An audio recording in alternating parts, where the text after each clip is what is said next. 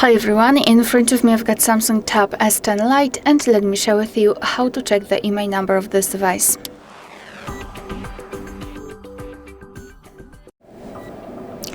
So let's begin with opening the settings, and here in this left section we have to scroll and go to About Tablet. As you can see, the IMEI number is right here, so fortunately we do not have any, we don't have to enter any kind of different sections to check that. It's quite easy here.